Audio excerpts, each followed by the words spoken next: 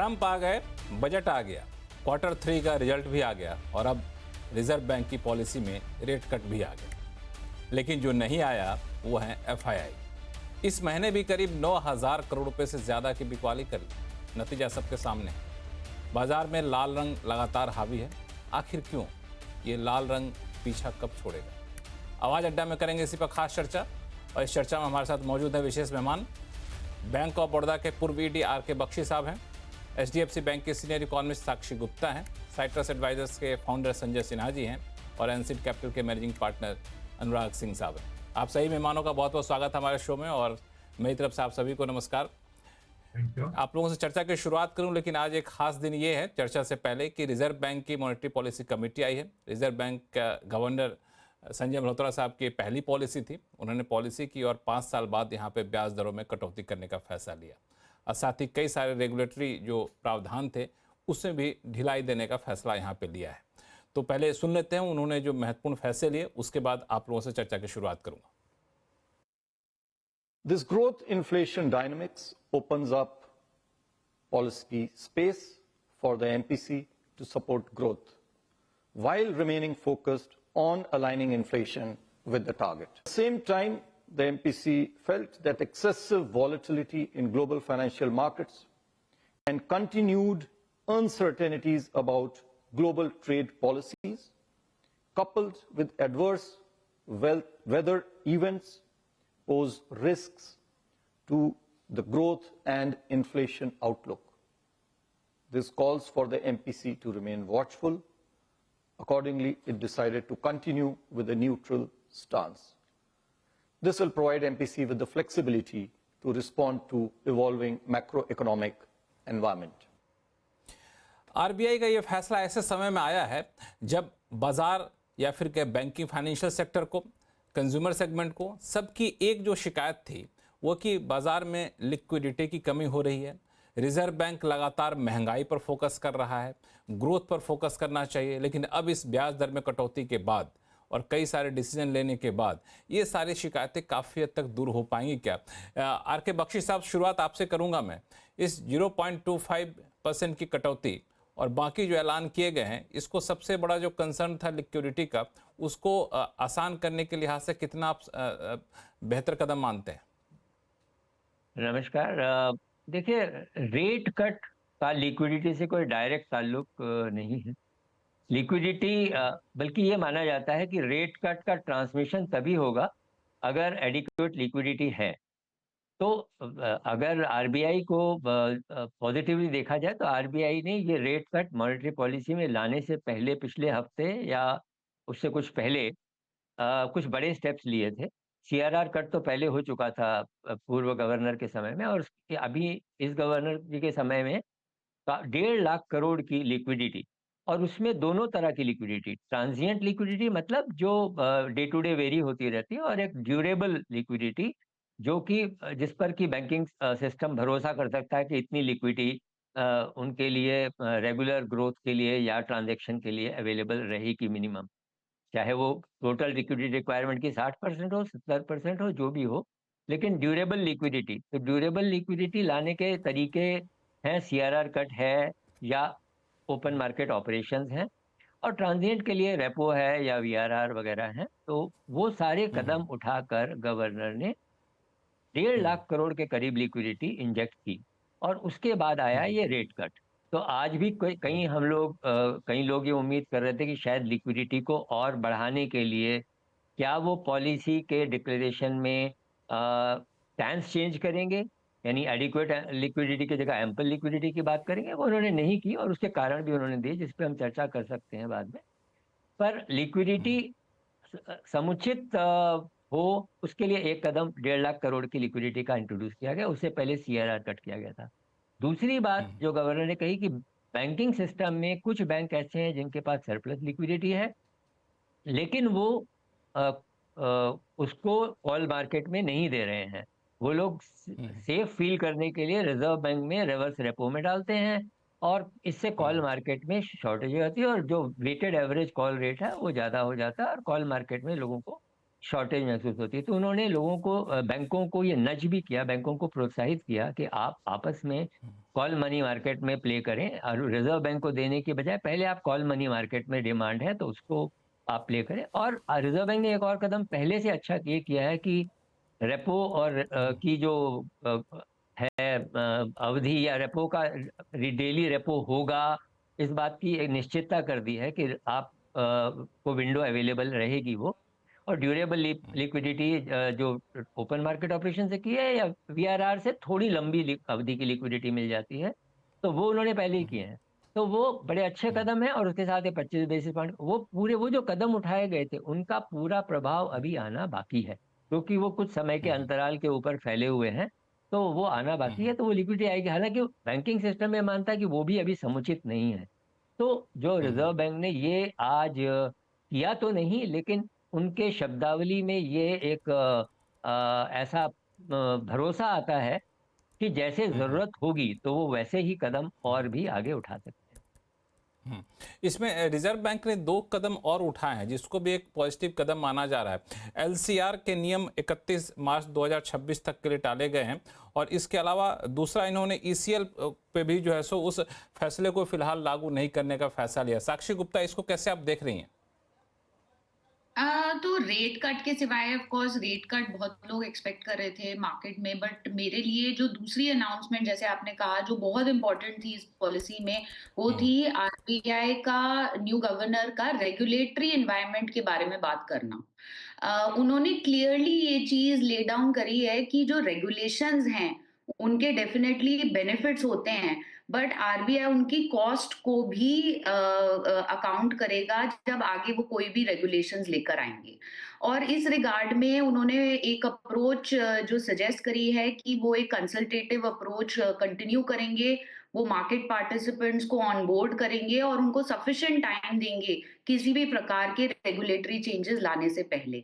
तो एक जो काफी टाइम से इस चीज पे क्लैरिटी नहीं थी कि कुछ जो ये रेगुलेटरी फ्रेमवर्क्स जो प्रपोज थे कि क्या वो अप्रैल 2025 में लागू होंगे कि नहीं, उस पे जो आरबीआई ने क्लैरिटी प्रोवाइड करी है, मेरे हिसाब से ये एक बहुत बड़ा स्टेप है और एक बहुत ही प्रूडेंट स्टेप है फाइनेंशियल सिस्टम के लिए। बिल्कुल। संजय सिन्हा जी, जब आरबीआई ये कहता है कि अब हमारा स्टैंस न्यूट्रल है, जब आरबीआई ये कहता है कि अब हम ग्रोथ पे फोकस करेंगे, इसका एक दूसरा मतलब ये भी कि इन्फ्लेशन को लेके जो कंसर्न था वो लगभग न्यूट्रल हो चुका, बहुत बड़ा कंसर्न अब रहा नहीं।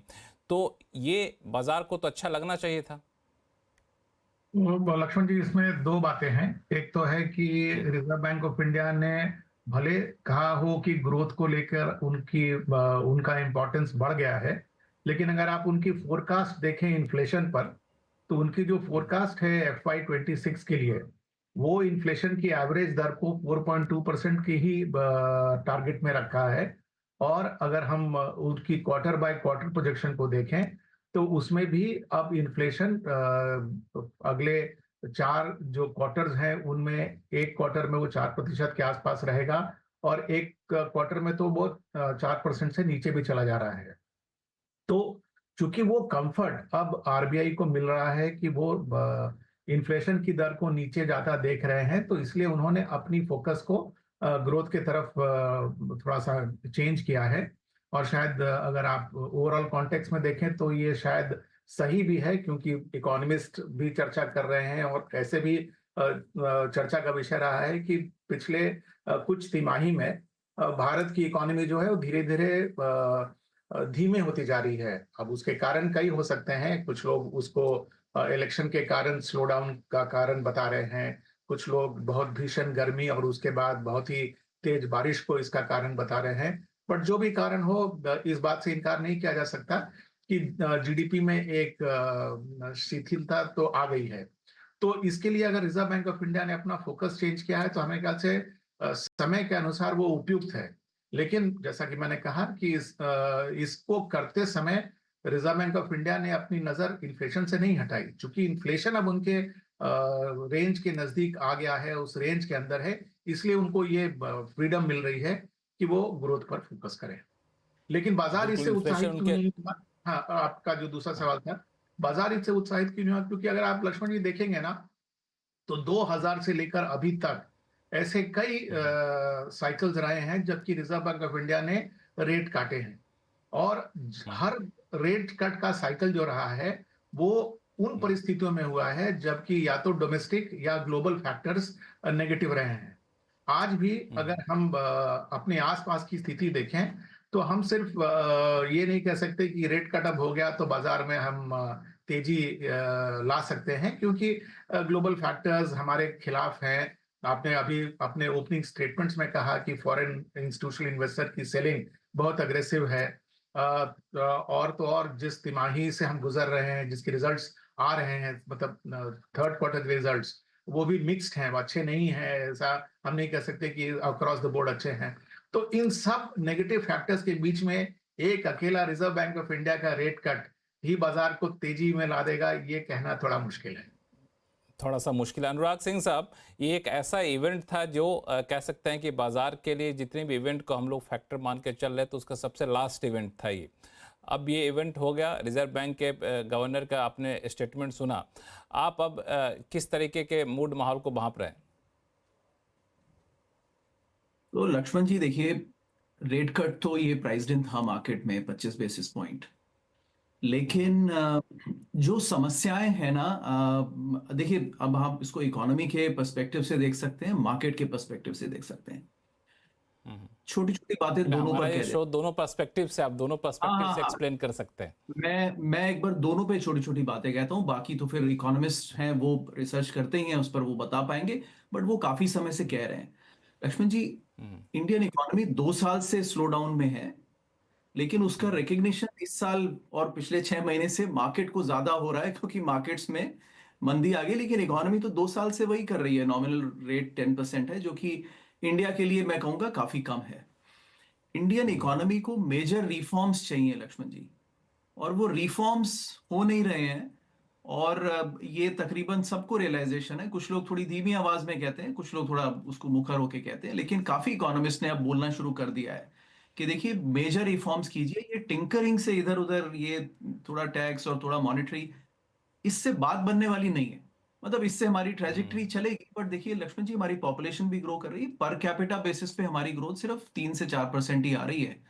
अब आप उसको नॉमिनल 10% करिए, उसमें इन्फ्लेशन है, इन्फ्लेशन कभी आप 2% गिन लेते हैं, कभी 4 गिन लेते हैं, इस बातों से किसी को मतलब नहीं, सबको नंबर्स में ट्रांसपेरेंसी, इकोनॉमिस्ट को तो एटलीस्ट समझ में आती है। See that from sitting even here out of India. ये इकोनॉमी की कहानी होगी Lakshman ji. So the point is, ultimately markets का प्रॉफिट्स इकोनॉमी को फॉलो करेंगे। अगर आप इकोनॉमी को नहीं सुधारेंगे तो मार्केट्स को करेक्शन होकर के इकोनॉमी से हाथ मिलाना पड़ेगा। वो मार्केट अभी कर रहा है 4 महीने से। अब मार्केट्स की बात है लक्ष्मण जी, देखिए मार्केट को वो चाहिए कि आप सीरीज में रफ्तार से रेट कट करते जाइए। मार्केट को ऐसा लगा है कि वन ऑफ रेट कट है, और ऐसा लगता भी है, क्योंकि देखिए आरबीआई को एक, apart from inflation and unemployment India में, उनको रुपये का लेवल भी देखना है। वहां पर वो मन नहीं बना पा रहा है आरबीआई अभी कि कितने लेवल से कंफर्टेबल है। मैं थोड़ा सा बोल्ड स्टेटमेंट देता हूँ, मुझे लगता है रुपये 95 to 100 कभी भी जा सकता है, और लेकिन आरबीआई को वो मन बनाना पड़ेगा कि 95 to 100 तक जा सकता है, आपका आकलन है? मतलब 1 साल के अंदर बिल्कुल, और 6 महीने में भी। लेकिन आरबीआई को मन बनाना पड़ेगा कि वो उसको फ्लोट होने दे। अगर वो फ्लोट होने देते हैं तो बड़ा क्विकली पहुंच जाएगा, क्योंकि रुपी सब्सटैंशियली ओवर वैल्यूड है। लेकिन अगर वो उसको कंट्रोल करेंगे तो देखिए फिर वो इन्वेस्टर्स को दिखेगा, एफआईआई को। इफेक्टिव रेट तो इसी के आसपास है वैसे। नहीं, आरईआर तो 104 से 108 के बीच में दिखता ही है, तो किसी भी एंगल से देखिए 7% का डिवैल्यूएशन तो कभी भी बनता है। तो लक्ष्मण जी, कहने की बात, उससे भी बड़ी बात, आपका मैसेज ये है कि हम रुपये को फ्लोट करने देंगे, या फिर आपका मैसेज ये है कि हम अपने हिसाब से कंटेन करेंगे एक प्राइस में। पिछले 2 साल से मैसेज ये है कि हम कंटेन करेंगे।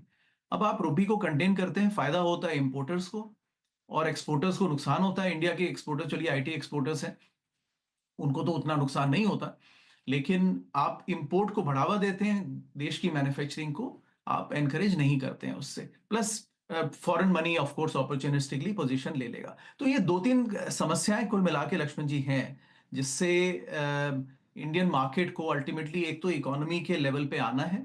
मैं जानता हूँ एस्पिरेशंस बहुत है, लेकिन मार्केट को बढ़ाना बहुत आसान होता है, इकोनॉमी को बढ़ाना काफी मुश्किल काम है। तो जब तक हम वो नहीं हालांकि एक करेंगे चीज जो अनुराग जी, मैं एक चीज आपके पास समझना चाहूंगा, फिर मैं जाऊंगा बख्शी साहब के पास भी, चूंकि आपने रूपी फ्लक्चुएशन वाली जो बात की उस पर एक बड़ा डिबेट चल रहा है कि रूपी को छोड़ देना चाहिए, अब वोलेटिलिटी को रोकिए, जो उसका फ्लक्चुएशन उसको मतलब कि वो जहां जाना चाहता है नेचुरल तरीके से जान दे। इस पर मैं आऊंगा, बख्शी साहब से पूछूंगा, साक्षी से बातचीत करूंगा, लेकिन आपसे एक सवाल और कि चूंकि आप जब रिफॉर्म की बात करते हैं ना, क्योंकि हम लोग गवर्नमेंट पॉलिसी को बड़े क्लोजली देखते रहते हैं, तो आप अब किस तरह के रिफॉर्म की बात करते हैं? क्योंकि हमने देखा कि पिछले 10 साल में ठीक ठाक रिफॉर्म हो गए, रिफॉर्म की जो रफ्तार थी भारत की, उसके मुकाबले रिफॉर्म की रफ्तार ठीक ठाक आगे बढ़ी है। अब बजट में आपने देखा कि टैक्स रिफॉर्म हो गया है, मैन्युफैक्चरिंग पॉलिसी के लिए पहले से PLI जैसे स्कीम आ गई है, FDI रिफॉर्म बड़े पैमाने पर हुआ, लेबर रिफॉर्म चूँकि पॉलिटिकली सेंसिटिव है थोड़ा सा धीरे धीरे चल रहा है। तो आप जब कहते हैं रिफॉर्म, तो किस तरह के रिफॉर्म की बात आप करते हैं? देखिए लक्ष्मण जी, आपने तीनों बातें की, मैं तीनों पे कह देता हूं। ये एक तो ये स्कीम मेंटेलिटी से बाहर आना होगा कि ये स्कीम लाए वो स्कीम लाए। जब देश तरक्की करते हैं तो गवर्नमेंट की वजह से नहीं करते, गवर्नमेंट पीछे रहती है, प्राइवेट एंटरप्राइजेस आगे बढ़ते हैं। ये PLI स्कीम और ये स्कीम सब ठीक है, लेकिन अगर गवर्नमेंट को पता होता कौन सी इंडस्ट्री 20 साल आगे चलेगी, तो गवर्नमेंट के, मुझे नहीं लगता गवर्नमेंट में इतनी काबिलियत है कि वो डिसाइड कर सके क्या इंडस्ट्री होगी। गवर्नमेंट का काम होता है फाउंडेशन बनाए और इंडस्ट्रीज को आगे बढ़ने दे। IT इंडस्ट्री हालांकि खड़ी आपने होगी मेरे मुंह की बात छीन ली, क्योंकि मेरा खुद का मानना ये रहता है कि अगर आप इंडस्ट्री को डिमांड देंगे तो इंडस्ट्री बगैर स्कीम के आपके पास आ जाएगी, स्कीम का इंतजार नहीं करेगी। Absolutely absolutely. देखिए पूरी IT इंडस्ट्री खड़ी हो गई और IT के दिग्गज हमारे यहाँ बन गए, जबकि कोई IT मिनिस्ट्री नहीं थी। देखिए इंडस्ट्री को ये नहीं चाहिए होता। दूसरा, आपने ये टैक्स रिफॉर्म्स की बात की, टैक्स टेररिज्म, मैं क्या कहूँ, दुनिया के तमाम, मतलब इंडिया में काफी इन्वेस्टर्स लोग खुल के कह रहे हैं अब तो कि देखिए इंडिया के टैक्सेशन सिस्टम में it's a very discretionary based taxation. तीसरा, छोटी सी बात कहता हूँ, PSU रिफॉर्म्स की कोई बात नहीं होती। स्टेट रन बैंक्स आज भी 50% ऑफ द इकोनॉमी कैप्चर करके बैठे हैं। कुल मिला के अल्टीमेटली जुडिशियल रिफॉर्म्स बोल लीजिए, ये अगर हमें 3 ट्रिलियन से 3.5 ट्रिलियन से अगर 10 ट्रिलियन की बात भी करनी है, तो ये सिस्टम ऐसे नहीं चल सकता लक्ष्मण जी, ये कहीं ना कहीं रुक जाएगा। मतलब थोड़ा इसको मैं संजीदगी से कह रहा हूं, लेकिन अगर आप 10 ट्रिलियन की इकोनॉमी देखिए तो उसकी जुडिशरी ऐसे काम नहीं करती जैसे हमारी जुडिशरी करती है, या लॉ एंड ऑर्डर या पुलिस या urban infrastructure, right. Ultimately this has to improve, right, नहीं तो कुछ ना कुछ इक्विलिब्रियम बन जाएगा। तो छोटी सी बात है।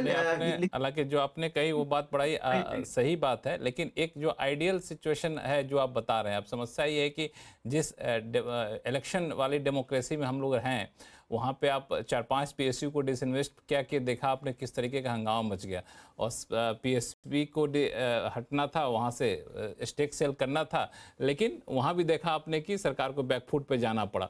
और टैक्स टेररिज्म एक इशू है जो आप कह रहे हैं ना, मैं उसको समझ नहीं पा रहा हूँ क्यों ऐसा ठीक नहीं हो पा रहा, क्योंकि इसमें रिफॉर्म तो किए गए, फेसलेस स्कीम लाई गई, लेकिन वो बात सही है आपको कि वो थॉट प्रोसेस चेंज नहीं हुआ, इसलिए बार बार सरकार को भी कहना पड़ता है कि आप टैक्स के नियमों को फैसिलिटेशन के मोड में रहिए, पकड़ने के मोड में मत रहिए। कुछ कहना चाह रहे हैं अनुराग जी, बताइए, फिर आगे दूसरे मेहमानों के पास जाऊंगा।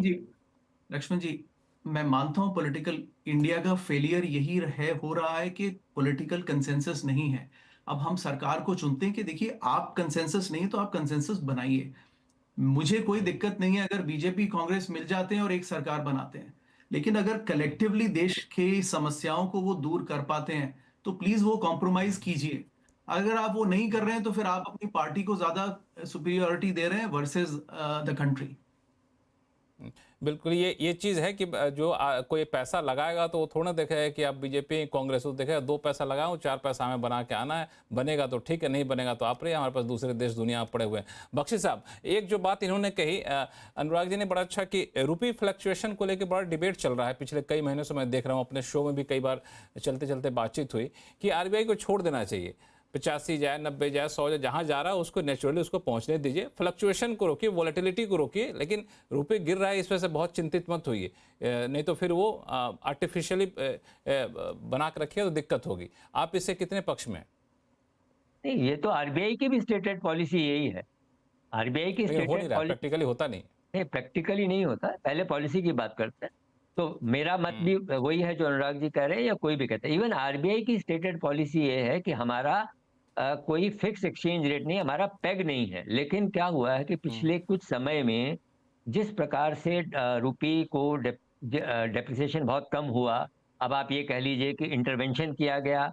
अपने पूर्व जो गवर्नमेंट के इकोनॉमिक एडवाइजर थे अरविंद सुब्रमण्यम साहब ने 2-3 आर्टिकल लिखे बहुत अच्छे एक सीरीज में, जिन्होंने इस बात को बहुत क्रिटिसाइज किया। उनके पॉइंट बिल्कुल अच्छे हैं। उन्होंने कहा कि आपने करीब करीब रुपये को डॉलर से पेग कर दिया, मतलब डॉलर जिधर जाएगा रुपये भी उधर जाएगा, तो आप रेट फिक्स हो गया। उसमें फायदा किसका हो रहा है भाई? इंपोर्ट आपका जो है वो सस्ता हो जाता है, तो आप जो इंपोर्ट कर रहा है उसको फायदा हो रहा है, एक्सपोर्टर को नुकसान हो रहा है।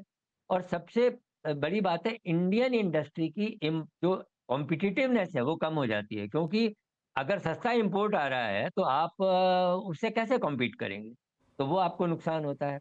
तो रुपये को एक स्टेटेड पॉलिसी आरबीआई की रहे कि हम एक्सेसिव वोलेटिलिटी एक शॉर्ट पीरियड में रोकेंगे। और अभी अगर देखा जाए तो पिछले कुछ एक महीने में, चाहे हम इन गवर्नर साहब के आने के साथ में उसको कोइंसाइड कर लें या वैसे ही आरबीआई की थिंकिंग, तो रुपये में काफी डेप्रिसिएशन तब से हुआ है पिछले एक महीने में। और ऐसा लगता है कि वो इसको फ्लोट होने देंगे रुपये को, और उसका अपना लेवल आज भी उन्होंने स्पष्ट शब्दों में ये कहा कि रुपये एक कोई भी टाइड अप करेंसी नहीं है, फ्लोटिंग करेंसी, और हुआ भी है उनके समय में एक महीने में। अब अगर एक महीने में वो 85 से 90 पे पहुंच जाता तो that would have been excessive depreciation. मुझे नहीं हालांकि पता दिक्कत कि ये होती है कि रुपए में कमजोरी आती है तो ये पॉलिटिकल इशू ही बन जाता है, जो यूजुअली होना नहीं चाहिए, हाँ, तो लेकिन ये पॉलिटिकल इशू ही बन जाता। उसके लिए साक्षी आपका क्या व्यू है इस पे? तो लक्ष्मण जी, मेरे ना दो व्यूज हैं। एक जो पहले इकोनॉमिक रिफॉर्म के बारे में जो मुद्दे पे डिस्कशन हो रहा था, वहां पे मैं सिर्फ एक चीज ये बोलना चाहती हूँ कि इंडिया की जो ग्रोथ है, आउटलुक या रिफॉर्म्स जो ड्राइवर्स हैं, उसके कॉन्टेक्स्ट में हमें ये भी देखना चाहिए कि पिछले 5 सालों में ग्लोबल और डोमेस्टिक इकोनॉमी में कितने सारे शॉक्स आए हैं, राइट? तो जब हम ये असेस करने की कोशिश करते हैं कि इकोनॉमिक रिफॉर्म्स कितना काम कर रहे हैं या कितना काम नहीं कर रहे, या कितना सक्सेसफुल हुए हैं या नहीं, और हम 7% से ऊपर ग्रो कर पाएंगे कि नहीं, इसका कॉन्टेक्स्ट हमें ये देखना चाहिए कि ग्लोबली क्या हो रहा था। हम पेंडेमिक शॉक आया, यूक्रेन रशिया वॉर शॉक आया, तो इस सब को रखते, आई मीन इस सब को अकाउंट करने की जरूरत है जब हम इंडिया की ग्रोथ परफॉर्मेंस के बारे में बात करें। ऑफ कोर्स अनडिनाइबली मैं इस चीज से अग्री करती हूँ कि इकोनॉमिक रिफॉर्म्स बहुत सारे एरियाज में, B it education, skill, employment, बहुत ज्यादा जरूरी हैं, और जितना गवर्नमेंट इसमें कर रही है शायद और करने की जरूरत है। जो दूसरा पॉइंट है रुपये के ऊपर, यहाँ पे अगेन थोड़ा कॉन्टेक्स्ट मैं आपको देना चाहती हूँ कि ओवर एक्सेसिव इंटरवेंशन क्लियरली अच्छी चीज नहीं है। वो उससे काफी कंप्लेसेंसी भी आ जाती है एक्सपोर्टर्स इंपोर्टर्स में, राइट? लेकिन हमें ये भी बात याद रखने की जरूरत है कि कुछ अमाउंट ऑफ इंटरवेंशन और स्टेबिलिटी करेंसी में लाना हमारी इकोनॉमी ग्रोथ, इन्वेस्टर कॉन्फिडेंस के लिए बहुत ज्यादा इंपॉर्टेंट है। तो हम अगर बहुत ज्यादा एक्सेसिव वॉलेटिलिटी या बहुत ज्यादा एक महीने बहुत ज्यादा डेप्रिसिएशन, दूसरे महीने बहुत ज्यादा अप्रिसिएशन, अगर हम बहुत ज्यादा वॉलेटिलिटी देखने लगेंगे रुपये में, तो उसका जो इम्पैक्ट है वो इन्वेस्टर कॉन्फिडेंस या एफडीआई फ्लोज पे भी आता है। और इंडिया सिर्फ अकेले नहीं है कंट्री जिसने मार्केट में इंटरवीन किया है, और भी कंट्रीज के एग्जांपल्स हैं जहां पे पिछले 2-3 सालों में काफी ज्यादा सेंट्रल बैंक्स ने इंटरवीन करके कुछ स्टेबिलिटी लाने की कोशिश करी। ये आपने सही कहा, इसलिए मैं बार बार कहता हूँ कि वोलेटिलिटी को रोकिए, इसमें कोई दिक्कत नहीं, वहाँ पे वोलेटिलिटी ज़्यादा हो तो इंटरवेंशन करने की जरूरत। संजय सिन्हा साहब, इस पे कुछ आपका व्यूज़, क्योंकि थोड़े से राय बहुत 100% सहमत वाली नहीं दिख रही।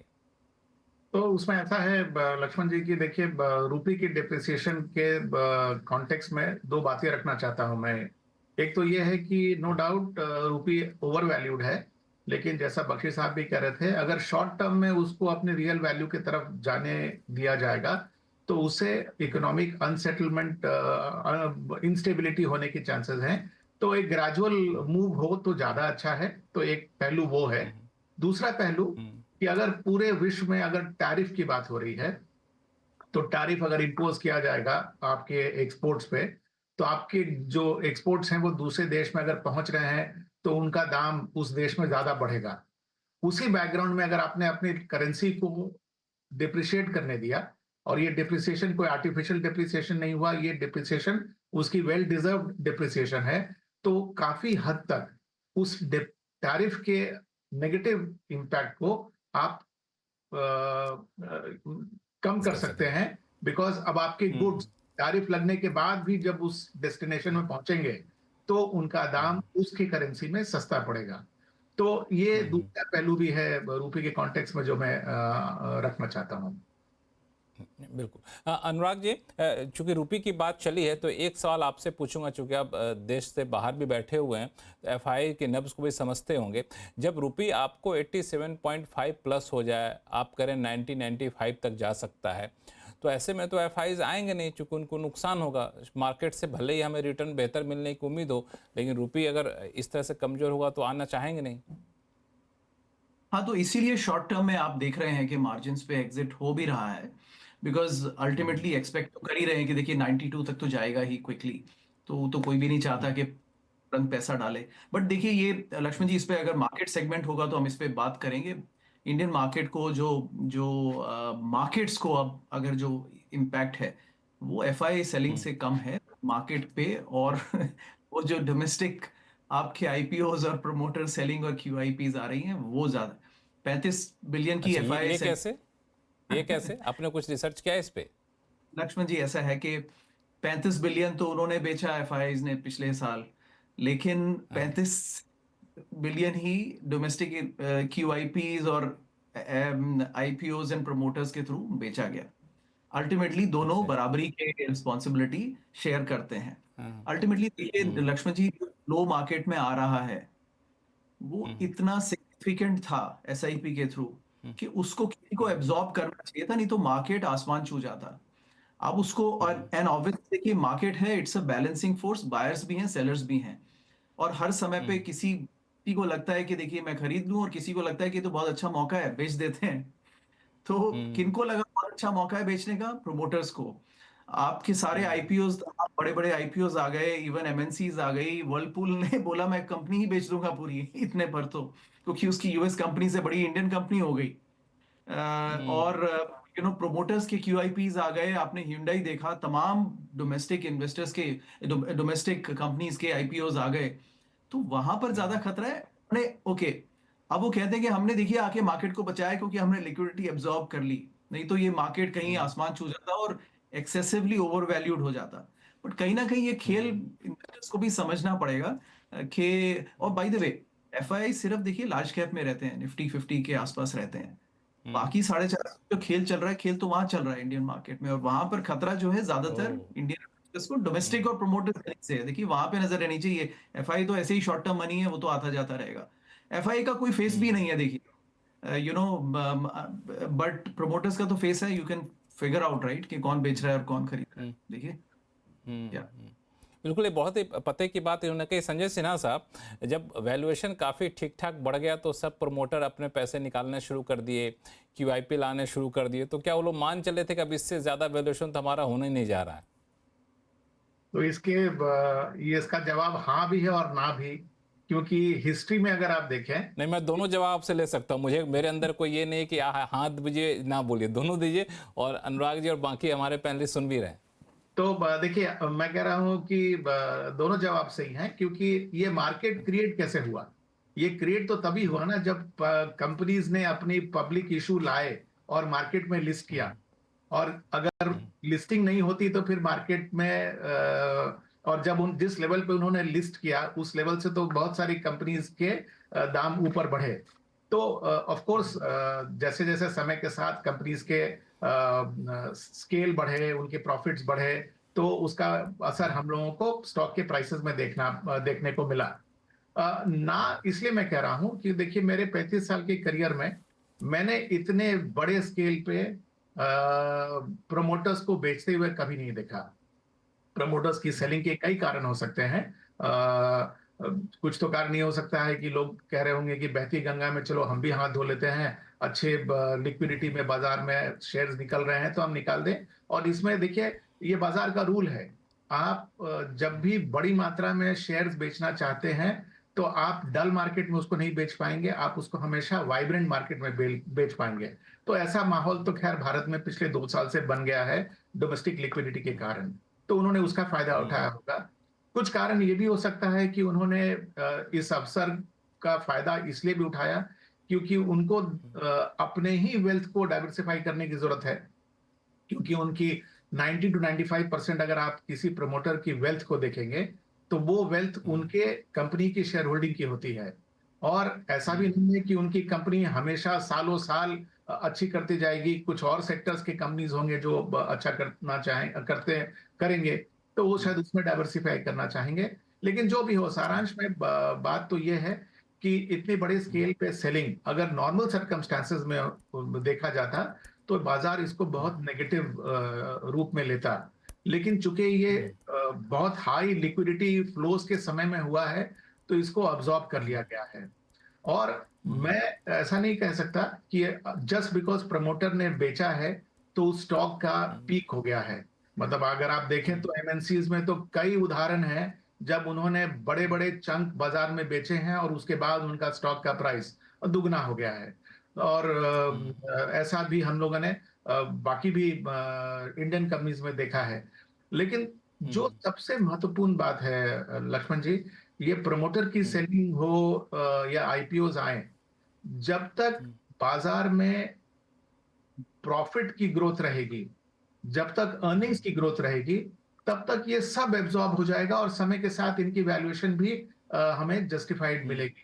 तो देखिए, मेरा तो शुरू से मानना रहा है कि शॉर्ट टर्म में बाजार इवेंट्स को ज्यादा रिएक्ट करता है, मीडियम टर्म में बाजार लिक्विडिटी से ज्यादा निर्धारित होता है, बट लॉन्ग टर्म में बाजार वैल्यूएशन से निर्धारित होता है। तो अभी पिछले साल भर का बाजार अगर आप देखें तो उसका सबसे प्रेडोमिनेंट फैक्टर रहा है लिक्विडिटी, जो कि डोमेस्टिक सोर्सेस से आया है। और अभी मेरे ख्याल से एक ऐसा फेज आ रहा है बाजार का जब ये डोमेस्टिक लिक्विडिटी बरकरार रहेगा कि नहीं, उसकी एक एसिड टेस्ट है। क्योंकि आपने देखा होगा डेटा, अभी पिछले 1 साल की एसआईपी की रिटर्न जो है वो नेगेटिव हो गई है। लोग एसआईपी को ऐसा मान रहे थे कि वो इटर्नल उनको पॉजिटिव ही रिटर्न देता जाएगा, लेकिन जब उनको एसआईपी का नेगेटिव रिटर्न दिखेगा उसके बाद क्या डोमेस्टिक इन्वेस्टर्स बाजार में पैसा डालते रहेंगे, ये एक महत्वपूर्ण कड़ी है इस पूरे बिल्कुल। बहुत ही महत्वपूर्ण बात आपने यहाँ पे सिन्हा साहब कही। मैं बख्शी साहब आपके पास और साक्षी आऊँ, लेकिन ये सवाल का जवाब मैं अनुराग सिंह आपसे चाहता हूँ लेना कि जब एसआईपी के रिटर्न नेगेटिव आने शुरू हो जाएंगे तो जो डीआई पूरे थांबे हुए हैं इस एफआई के बिकवाली में, वो भी तो बेचारे थक जाएंगे। अब तो ये बड़ा कंसर्न है और भी फ्यूचर के लिए। बिल्कुल नहीं टिक पाएंगे। एसआईपी पूरा रेवोल्यूशन डिस्टॉर्ट हो चुका है और ये बिल्कुल एकदम भाग लेंगे उतने ही रफ्तार से जिस रफ्तार से लक्ष्मण जी आए हैं। मैं इस पर 3 सीक्वेंस में 3 लेख लिख चुका हूँ बड़े प्रोमिनेंट इंडियन बिजनेस डेली में। और कुछ चीजें लोगों को उस समय समझ आती हैं, कुछ चीजें 1-2 साल बाद समझ आती हैं, वो आ जाएंगी, वो प्ले करेगा। अभी भी देखिए तो एसआईपीज में 70 to 80% चर्न हो रहा है। मतलब 50 लाख एसआईपी खुलते हैं, 40 लाख बंद होते हैं। ये क्या शो करता है? एसआईपी तो ऐसा पैसा नहीं था, आपको एक बार खोल के चलने देना चाहिए था, लेकिन चर्न हो रहा है। मतलब लोग रिवॉल्व कर रहे हैं कि ये बंद करो, ये पिछले साल यहाँ 30% रिटर्न आ गया, इधर जाओ, which is a classic bull market. लोग पिछले रिटर्न को चेस कर रहे हैं। एक छोटी सी बात से अगर खत्म करूं लक्ष्मण जी, शंकर नारायण जी जो आईप्रू के हेड हैं, उन्होंने बहुत सेंसिटिव वे में कुछ बातें रखी पिछले हफ्ते। मैं कॉन्वर्सेशन सुन रहा था, उनका एक वैल्यू डिस्कवरी फंड है, 20 साल 25 साल से पहले से चल रहा है। उन्होंने कहा कि यार अगर ये 20 साल पहले हमारे यहाँ एसआईपी किया होता ना, तो वही स्टोरी, उन्होंने नहीं कहा बट उन्होंने कहा रिटर्न ट्रिमेंडस थे, बट वो जो होता है कि आप 10,000 डालिए 20 साल तक और 8 करोड़ बनेंगे और 7 करोड़ बनेंगे, आई थिंक ऐसा कुछ मामला बनता। तो अगर किसी ने किया होता 1994-95 से एसआईपी, ऐसा क्या आज कोई इन्वेस्टर है? एक भी नहीं है लक्ष्मण जी, 0। it is all theoretical, it is very easy to say, but if somebody thinks that they can invest for अगले 20 साल तक वो SIP चालू रखेंगे, तो आप ही धुरंधर ऐसे कहां से आ गए? पिछले 20 साल में क्यों नहीं रखा किसी ने चालू? इतना आसान नहीं होता लक्ष्मण जी। पास्ट में देख के रेट्रोस्पेक्ट में रिटर्न्स को रेप्लिकेट करवा देना बहुत आसान है, लेकिन ये कहना कि अभी अगले साल भी ऐसा होगा, वो समय को लोग नहीं झेल पाएंगे, और ये क्लासिक साइंस है। एक छोटी सी बात और लक्ष्मण जी, SIP में ये रूल था कि लार्ज कैप 50% 60% रखिए, बाकी मिड कैप 20-25% में रखिए, और 10% बाकी 10-20% बॉन्ड फंड रखिए। तकरीबन 80% SIP स्मॉल और मिड में जा रहा है लक्ष्मण जी, जो कि इंडस्ट्री की इंटरनल प्रॉब्लम है। उनको पता है कि it's a problem, but how to manage it, फिर वो नए नए थीमेटिक फंड लॉन्च करते जा रहे हैं, कहीं ना कहीं लार्ज फंड में लार्ज में पार्क करें, राइट? तो मुझे नहीं लगता कि ये सस्टेनेबल है, ये क्लासिक मार्केट का ट्रैप है। फ्लेवर बदलते हैं, देखिए मार्केट वही रहता है लक्ष्मण जी, ये तो इंटरनेशनल मार्केट में तमाम जगह देखा है लोगों ने, बस उसके फ्लेवर्स बदलते हैं, हर जनरेशन में एक फ्लेवर बदल जाता है, लेकिन मार्केट वही करता है जो मार्केट करना है, इन्वेस्टर भी वही करता है। बिल्कुल, इन्वेस्टर्स भी यही करता है, मार्केट के अपने फ्लेवर होते हैं। क्योंकि काफ़ी जैसे साक्षी और बख्शी साहब दोनों हमारे साथ जुड़े हुए हैं। साक्षी, इस पूरे एनालिसिस को आपने सुना, आपको इकोनॉमी में कोई ऐसा साइन दिख रहा है क्या कि ये सारे प्रोडिक्शन को पलट दे? देखिए, अभी अगर आप इकोनॉमिक सर्वे के अनुमान देखेंगे, आज आरबीआई के अनुमान देखेंगे, या जो स्ट्रीट पे कंसेंसस है, तो ब्रॉडली लोग एक्सपेक्ट कर रहे हैं कि हम वही 6.5%, ऑप्टिमिस्टिक केस में 7% की ग्रोथ हम देखने वाले हैं। और ये अज्यूम कर चुका है, ये जो ग्रोथ नंबर के मैं प्रोजेक्शंस दे रही हूँ, ये अज्यूम करता है कि बजट में जो भी बूस्ट मिला है, चाहे वो overall level of capital expenditure हो या कंजम्पशन के लिए बूस्ट हो, ये सब इसमें ऑलरेडी अकाउंटेड फॉर है। और ऑल्सो जो आरबीआई का पॉलिसी रेट कट है, अभी आज जो रेट कट आया, या आगे एक या दो रेट कट और आएंगे, वो भी इस ग्रोथ एस्टिमेट पे अकाउंटेड है। अब यहाँ से जो अपसाइड है ग्रोथ नंबर्स में, वो आई थिंक तभी आ सकती है अगर ग्लोबल नैरेटिव जो है वो इंडिया के फेवर में बहुत ज्यादा टिल्ट हो जाए। फॉर इंस्टेंस, अगर इंडिया जो ये एक्सपोर्ट की पूरी स्टोरी है उसको काफी ज्यादा कैपिटलाइज कर सके, चाइना बहुत सारे स्पेसेस को विकेट करे या उनपे अगर यूएस टैरिफ डाले, तो वो उसका बेनिफिट इंडिया को आए। तो यहाँ से जो अपसाइड है इस ग्रोथ फोरकास्ट में, मेरे हिसाब से थोड़ा लिमिटेड है।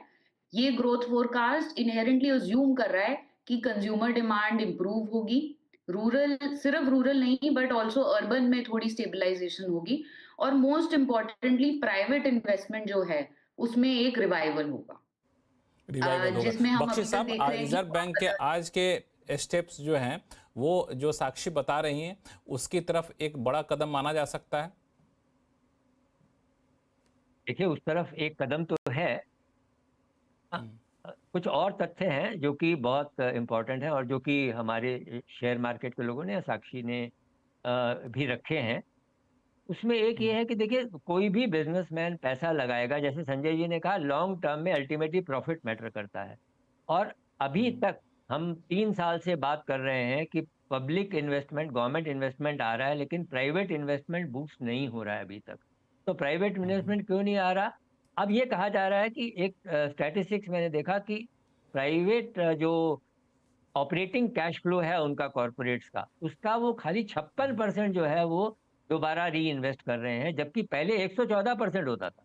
मतलब अपना कैश फ्लो भी और बोरो करके भी। तो इसका मतलब वो इन्वेस्ट क्यों नहीं कर रहे? क्योंकि चाहे वो ट्रंप साहब के चलते हो, चाहे वो जियोपॉलिटिक्स के जो दूसरे कारण हैं उनकी वजह से हो, चाहे वो डोमेस्टिक डिमांड में एक सैचुरेशन सा लग रहा हो, या बाइंग कैपेसिटी नहीं हो जिसको बूस्ट करने की कोशिश की गई इनकम टैक्स से, तो डिमांड अगर बिजनेसमैन को दिखाई देगी तो वो जरूर लगाएगा। अरविंद सुब्रमण्यम साहब ने बहुत अच्छी बात लिखी कि इंडिया में आप अपनी मार्केट, इंडियन मार्केट को देख के ही काम करेंगे तो नहीं चलेगा। आपको एक्सपोर्ट मार्केट अनलिमिटेड है, लेकिन एक्सपोर्ट मार्केट में इस टाइम काफी क्लाउडेड है, टैरिफ्स की वजह से, जियोपॉलिटिक्स के दूसरे कारणों की वजह से।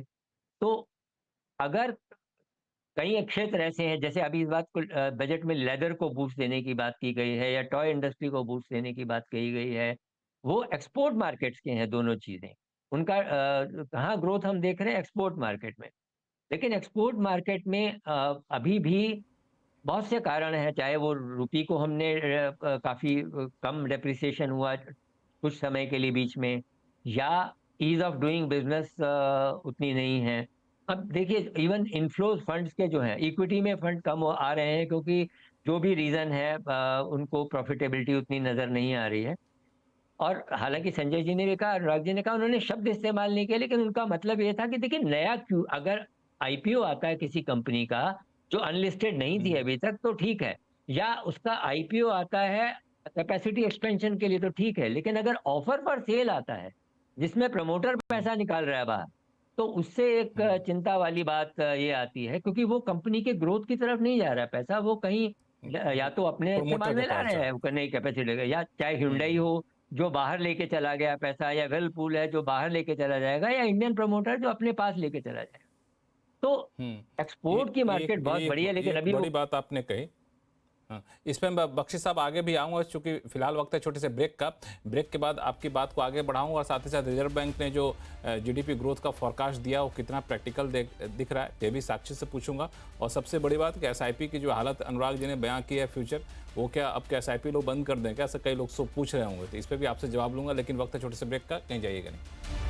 ब्रेक के बाद एक बार फिर से आपका स्वागत है। हम लोग चर्चा कर रहे हैं कि बाजार में कब हरियाली लौटेगी। सारे इवेंट हो चुके हैं, रिजर्व बैंक की पॉलिसी आनी थी वो भी आ गई, लेकिन फिर भी बाजार बहुत अच्छा रिएक्ट कर नहीं रहा है। इस पे क्या वजह है, इस पे जानने की कोशिश कर रहे हैं। तो अब ब्रेक पे जाने से पहले कई सारे मुद्दे उठे, उनमें से एक बड़ा इंपॉर्टेंट मुद्दा उठाया अनुराग जी ने, कहा कि एसआईपी में जिस तरीके से फ्लो लोगों ने रख रखा है वो रिटर्न 1 साल का नेगेटिव दिख रहा है। आगे हो सकता है कि इसमें लोग बहुत उत्सुकता के साथ ना बने रहे।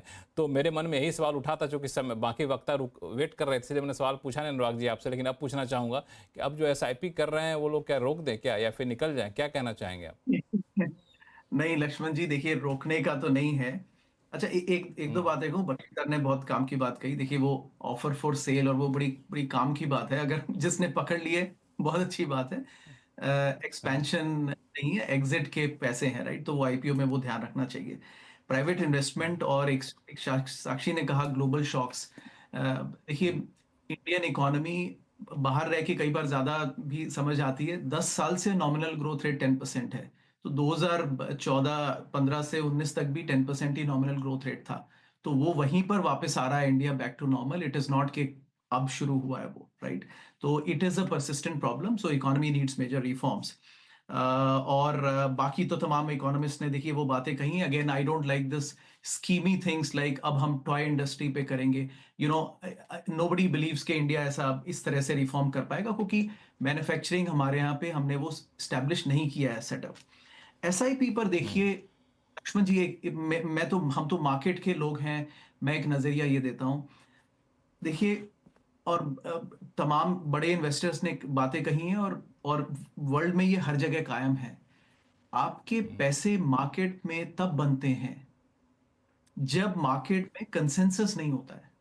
अगर चीजें इस हद तक कंसेंसस बन जाए ना कि अरे बस क्या है, क्या वो आप डालिए पैसा यहां, मतलब और कुछ नहीं है इससे अच्छा, और अब इसको कोई नहीं रोक सकता, और अगले 10 साल तक कोई नहीं रोक सकता उस स्टोरी को। वो स्टोरी को रुकना लाजमी है लक्ष्मण जी, वो रुकेगी ही रुकेगी। मार्केट में कंसेंसस में पैसे नहीं बनते। और अफसोस की बात है कि ये इतना बड़ा कंसेंसस बन चुका था एसआईपी के, मतलब मैंने लास्ट 2023 हर कोई कहता है एसआईपी में डालो पैसा बनने ही बनने, रिटर्न आएगा ही आएगा। इट वाज लाइक कि कोई बोलता है कि अरे पुराने लोग एफडी करते क्यों थे, जबकि ये फेजेस पहले भी आए हैं। 96, 97, 98 में 3 साल रिटर्न्स नेगेटिव था, किसी ने एसआईपी नहीं की, सब एफडी कर रहे थे। लेकिन आज रिटर्न बताते हैं, देखिए अगर आपने 94 में एसआईपी की होती तो आपका इतना रिटर्न होता। देखिए ये समझदारी हाइंडसाइट में अच्छी लगती है। कहने का मतलब ये है, इंडियन मार्केट में पैसे उसके बनेंगे जो कंसेंसस, अभी इस समय कंसेंसस है, इस समय आप जो भी खरीद रहे हैं लॉन्ग टर्म में 15, मतलब जो बेच रहा है मेरे ख्याल से उसके पैसे बनेंगे, इस समय खरीदने वाले के पैसे नहीं है। 2 कंडीशन है, या इंडिया बहुत तेजी से रफ्तार पकड़ ले ग्रोथ की जो ट्रेंड लाइन से अलग है, ये जो मैं बोल रहा हूं 10 साल की नॉमिनल ग्रोथ भी 10% का एवरेज है, उससे अलग है, तो बन सकते हैं। तो आज का प्राइस मैटर नहीं करता, आप कितने भी प्राइस पे खरीदिए वो सस्ता होगा। लेकिन अगर ये कंसेंसस ट्रेंड मेंटेन रहता है, जो मुझे लगता है मेंटेन रहेगा, तो आज के तब पैसे तब बनेंगे जब मार्केट में सब लोग बोलें कि अरे पैसा हटाओ एफडी करो। उस समय जो लगाएगा पैसे बनेंगे, लेकिन उस समय लगाने की हिम्मत किसकी होती है लक्ष्मण जी? प्राइस तो सबको पता है, वैल्यू तो नहीं पता ना लोगों को। वो वैल्यू जो वैल्यू समझ नहीं पाए पता। पैसे वो बनेंगे। एसआईपी एक और चीज लक्ष्मण जी, ये थोड़ा सा ब्लाइंड भी हो गया है। इन्वेस्टर सोचते हैं कि हम फंड मैनेजर को पैसे देंगे और फंड मैनेजर देख लेगा। फंड मैनेजर का मैंडेट है कि नहीं, पैसे आए हैं तो आपको इन्वेस्ट करना ही है। अब मिड और स्मॉल में आ गए तो मिड और स्मॉल में आपको खरीदना ही है। तो वो साइकिल चल रही है, वो साइकिल उतना जल्दी अनवाइंड भी हो जाएगी जब पैसे रुकेंगे। लेकिन इन्वेस्टर को ये समझना है कि रिस्क टोटली आपका है। आप अगर मिड कैप में दे रहे हैं, आपका रिस्क है। आप में ये मत बोलिएगा कि फंड मैनेजर ने नहीं देखा। आपने मिड कैप में लगाया है, मार्केट साइकिल टर्न होगी, आपको नुकसान झेलना पड़ेगा। तो कंटिन्यू रखिए बिल्कुल। संजय एसआईपी। सिन्हा जी, आप लोग क्या सुझाव देते हैं अपनी तरफ से इन्वेस्टर्स को? ये सवाल मुझको है। जी संजय जी। हाँ, तो देखिए लक्ष्मण जी, मैं थोड़ा सा पॉजिटिव डेटा भी सामने रख दूं। अगर आप पिछले 2 साल में म्यूचुअल फंड की नेट इनफ्लोज का डेटा भी देखेंगे तो उसमें आप एक अनुराग सिंह जी हंस रहे हैं, चूंकि आपने पॉजिटिव डेटा रखने की बात की तो मुस्कुरा रहे हैं। उनको लग रहा है कि मैं नेगेटिव ज्यादा हो गया क्या? नहीं नहीं लक्ष्मण जी, हम और अनुराग मार्केट में हैं, दो तरफ रहेंगे तभी तो मार्केट बनेगा। नहीं नहीं, इसीलिए आप दोनों को बुलाया गया है। नहीं तो मैं कह रहा था कि पिछले 2 साल में अगर आप म्यूचुअल फंड की मंथली डेटा देखेंगे तो उसमें एक बड़ा इंटरेस्टिंग स्टेटिस्टिक्स है। जिस महीने मार्केट नीचे गिरता है उस महीने का नेट इनफ्लो का डेटा एसआईपी के डेटा से ज्यादा बड़ा होता है, और जब मार्केट तेजी पकड़ता है तो नेट इनफ्लो का डेटा जो है वो एसआईपी के डेटा से कम होता है। यानी कि जब भी मार्केट गिरता है तो एक लमसम फ्लो जो है वो मार्केट में आता है, जो कि एसआईपी के डेटा पे ऐड हो जाता है। और जिस महीने बाजार ऊपर की तरफ रहता है तो बाजार से लमसम विड्रॉल होता है और इसलिए वो डेटा मतलब एसआईपी के डेटा से कम हो जाता है। ओवरऑल अगर आप देखें तो देखिए आज एसआईपी की जो पॉपुलैरिटी हो गई है उसका 2-3 कारण है। एक तो सबसे बड़ा फैक्टर है कि TINA factor, there is no alternative. लोगों को एफडी में रिटर्न बहुत कम दिखे तो लोग इक्विटी की तरफ झुकने लगे। दूसरा अगर आप देखें तो अगर मैं आपको एक पैरेलल डेटा दूं तो नंबर ऑफ डीमैट अकाउंट्स 2014 में करीब 2.5 करोड़ डीमैट अकाउंट थे, आज 18.5 करोड़ डीमैट अकाउंट हैं। और जिस तरह की प्रोफाइल ये नए डीमैट अकाउंट के होल्डर्स की है वो ज्यादा यंग लोग हैं। देखिए हमारे जनरेशन के लोग ना ज्यादा कंजर्वेटिव हुआ करते थे, बाजार गिरता था तो तुरंत हम डर जाते थे। जो यंग इन्वेस्टर है वो थोड़ा रिस्क टेकिंग उसकी एबिलिटी रिस्क ज्यादा लेता है। तो मुझे लगता है कि शायद वो इस उतार चढ़ाव में शायद अपनी एसआईपी को बंद ना करेगा। तीसरी बात, एसआईपी का मंथली नंबर अगर आप देखें तो करीब 27,000 करोड़ के आसपास आ गया है और हर महीना बढ़ रहा है। हाँ, लेकिन हमें सिर्फ एसआईपी के डेटा को नहीं देखना चाहिए, हमें मंथली नेट इक्विटी के इनफ्लो डेटा को भी देखना चाहिए। तो मेरे ख्याल से चूंकि एक मोमेंटम बना हुआ है, और जैसा हमने कहा ना, इकोनॉमी की मोमेंटम बनने में टाइम लगता है तो उसको ठहराव आने में भी टाइम लगता है।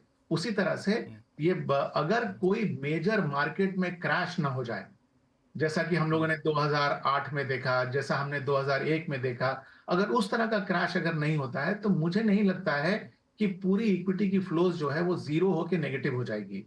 तो ये मैं पॉजिटिव रूप में देखता हूं कि शायद ये ट्रेंड चलता रहेगा। हाँ, बट मैं एक सवाल और पूछ लूं आपसे संजय जी। अनुराग जी हालांकि कुछ आपको बोलना, जवाब देना चाहते हैं, मैं उनसे अनुराग जी के पास आऊंगा, लेकिन एक सवाल मैं आपके पास, चूंकि आपने पॉजिटिव सकारात्मक पक्ष रखा है, अगर चूंकि अनुराग जी ने एक बात कही थी कि एसआईपी लोग कर रहे हैं तो ज्यादातर पैसा चला जा रहा है आपको मिड कैप फंड में, स्मॉल कैप फंड में, तो आप इस जंक्शन पे क्या सजेस्ट करेंगे संजय जी कि किस तरीके के फंड एलोकेशन करना चाहिए जब आप एसआईपी करने जा रहे हैं? तो देखिए लक्ष्मण जी, हम सुझाव तो दे देंगे लेकिन सामने वाला सुनेगा वो दूसरी बात है। क्योंकि मार्केट में हर समय अगर आप देखिए तो जो भी करेक्शंस हुए हैं ना, वो करेक्शंस क्यों हुए? क्योंकि सारा मार्केट का पैसा एक ही जगह चले जाना शुरू हो गया था।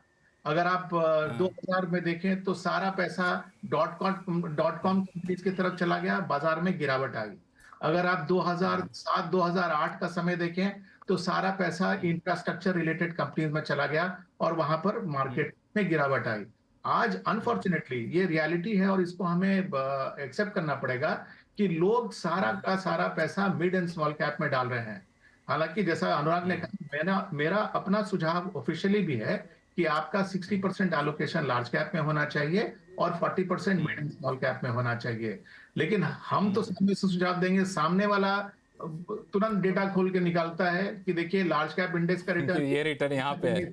हाँ, अगर आप पिछले कैलेंडर ईयर का रिटर्न देख लेना, पिछले कैलेंडर ईयर में निफ्टी का रिटर्न है 9%, मिड कैप इंडेक्स का रिटर्न है 24%, माइक्रो कैप इंडेक्स का रिटर्न है 34%। वो सामने वो डेटा लेके बैठा है तो कहेगा कि हम 9% पर क्यों जाएं, हम तो 24% या 34% पर जाएं। तो ये एक विडंबना है। आई थिंक इसको किसी तरह से सॉल्व करने की जरूरत है, जिसमें एक पहल मेरे ख्याल से सेबी भी कर सकती है। जो इतना स्ट्रिक्ट डेफिनेशन सेबी ने लार्ज कैप, मिड कैप और स्मॉल कैप का रखा है, top 100 companies, the next 150 companies, अगर उस डेफिनेशन को सेबी थोड़ा रिलैक्स करेगी तो फंड मैनेजर को थोड़ा फ्रीडम ज्यादा मिलेगा और शायद वो ये फंड एलोकेशन को बेहतर करने बैलेंस करने के लिए। क्योंकि समय थोड़ा सा कम है, साक्षी और बख्शी साहब आपके पास आऊं, अनुराग जी को जोड़ना चाहते हैं। अनुराग जी संक्षिप्त में बताइएगा। बस एक ही बात है, एक और मैं बड़ा लॉजिकल बोला, यंग इन्वेस्टर बड़ा यंग इन्वेस्टर हैं। मैंने ये भी बड़ा सुना कि यंग इन्वेस्टर बोलते हैं, जब सवाल था कि भाई पिछले 20-30 साल में लोग नहीं कर पाए, बोले कि वो रिस्क टेकर नहीं, वो अवेयर बड़ा हो गया है, वो बहुत स्मार्ट है, वो यूट्यूब देखता है, वो तमाम है, उसकी नॉलेज बहुत है। लक्ष्मण जी, मार्केट में और इकोनॉमी में रिटर्न उतना ही है जितना है उसमें। आपके स्मार्ट होने से मार्केट का रिटर्न नहीं बढ़ता, आपके स्मार्ट होने से कंपनी के प्रॉफिट नहीं बढ़ते, आपके स्मार्ट होने से देश की इकोनॉमी नहीं बढ़ती। अब उस पर भी अगर कोई सोचे कि हम और स्मार्ट हैं, देखिए वो बेबी हो सकता है आप आपस में रिटर्न निकाल ले, लेकिन मार्केट का रिटर्न उससे नहीं बढ़ता। मार्केट का रिटर्न उससे ज़्यादा नहीं बढ़ेगा। बिल्कुल, आपको रुकूंगा यहीं पे। साक्षी, जो सवाल मैं आपके पास लेके आना चाह रहा था वो खास तौर से जीडीपी ग्रोथ का जो अनुमान दिया गया आरबीआई की तरफ से, क्योंकि पिछली बार हमने देखा कि पिछले गवर्नर साहब का जो अनुमान था वो लोग कह रहे थे कि बहुत ज़्यादा पॉजिटिवनेस के साथ अनुमान दिया गया था। ये कितना प्रैक्टिकल आपको दिख रहा है, और अगर संक्षिप्त में बता सके कि आपको ग्रीन शूट किस सेगमेंट में सबसे ज़्यादा दिख रहा है? नहीं, हाँ, डेफिनेटली जो FY25 का 6.6% पहले का ग्रोथ फोरकास्ट था वो थोड़ा सा ऑप्टिमिस्टिक था, क्योंकि हमें सेकंड क्वार्टर तक दिखने लग गया था कि ग्रोथ बहुत ज्यादा वीक है। आई थिंक मैं भी ग्रोथ साइड पे एक थोड़ा सा पॉजिटिव एलिमेंट हाईलाइट करना चाहती हूँ कि पिछले 8 से 9-12 महीने में जो हमने थोड़ा एक स्लो डाउन देखा है, अब जो आगे के 12 मंथ्स हैं वो थोड़ा सा इससे बेहतर होंगे। क्लियरली हम 7%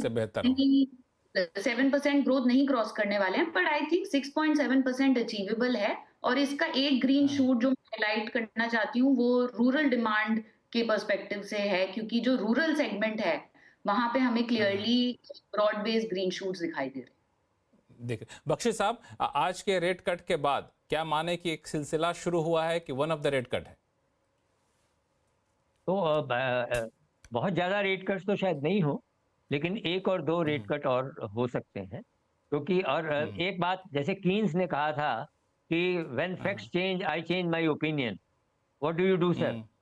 सो सिमिलरली आज आरबीआई के गवर्नर मल्होत्रा साहब ने भी इसको कोट किया, उन्होंने कीन्स का नाम नहीं लिया। तो अगर इवॉल्विंग सिचुएशन में चेंज हो जाता है, कोई ग्लोबल सिचुएशन में मेजर चेंज हो जाता है, तो नेचुरली व्यू चेंज हो जाएगा। आज जहां हम खड़े हैं वहां से ऐसा लगता है कि एक कट तो और होगा, वो अप्रैल में हो जाए या उससे अगली पॉलिसी में हो, और उसके बाद में अगर, क्योंकि देखिए सबसे खूबसूरत बात है कि ये जो नए गवर्नर हैं इन्होंने अपना जो मैंडेट है उसमें फ्लेक्सिबल वर्ड पे जोर दिया है।